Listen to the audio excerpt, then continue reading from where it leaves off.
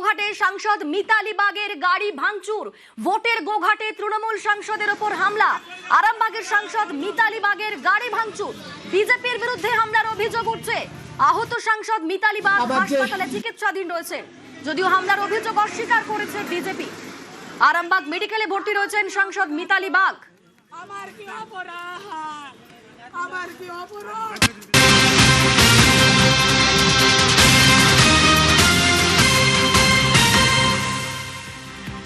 মিতালি বাগের উপর হামলায় কড়া কমিশন। আমাদের সঙ্গে রয়েছেন প্রতিনিধি সোমরাজ। সোমরাজ, এই ঘটনাকে কিভাবে দেখছে কমিশন, কি নির্দেশ দেওয়া হয়েছে?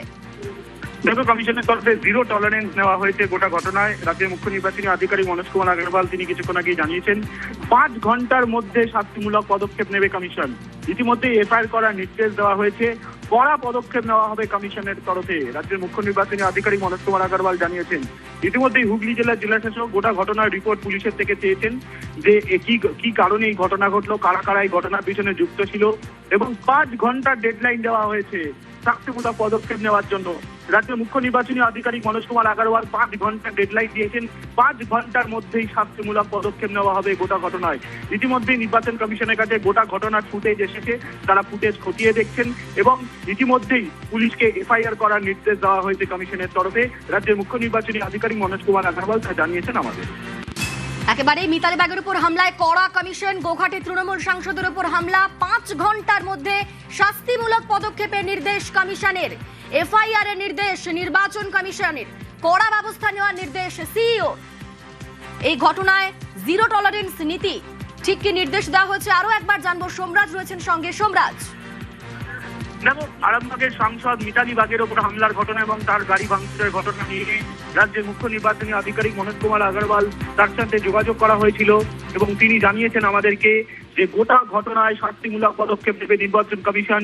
5 ঘন্টার মধ্যে শাস্তিমূলক পদক্ষেপ নেওয়া হবে, এফআইআর এর নির্দেশ দেওয়া হয়েছে, কড়া অ্যাকশন নেওয়া হবে।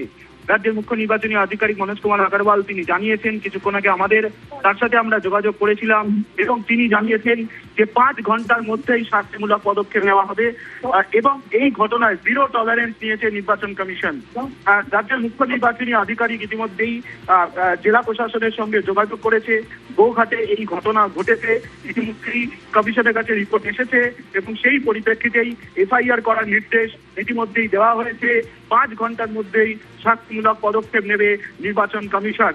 অন্যদিকে হুগলি জেলা প্রশাসনের তরফে ইতিমধ্যেই হুগলি জেলা শাসক তিনি নিজে গোটা ঘটনার খোঁজ নিয়েছেন এবং যেটা জানা যাচ্ছে পুলিশের থেকেও তিনি ইতিমধ্যেই রিপোর্ট দিতে বলেছেন পুলিশকে।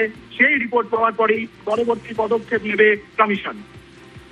একেবারে গোঘাটে তৃণমূল